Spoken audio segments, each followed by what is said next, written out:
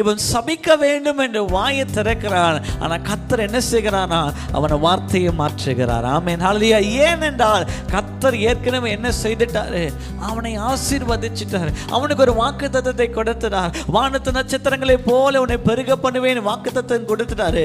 பாலும் தேனும் ஓடுகிற கானான் தேசத்தை கொடுப்பேன்னு என்ன செய்துட்டாரு, வாக்குத்தத்தம் கொடுத்துட்டாரு.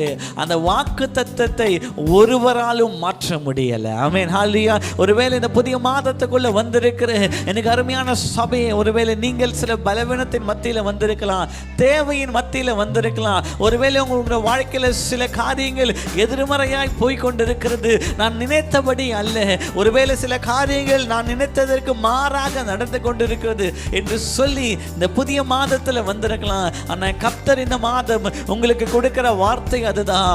அவர் உங்களை ஆசீர்வதித்து இருக்கிறார். அது ஒருவராலும் மாற்ற முடியாது. இனிமேல் ஆசீர்வதிப்பார்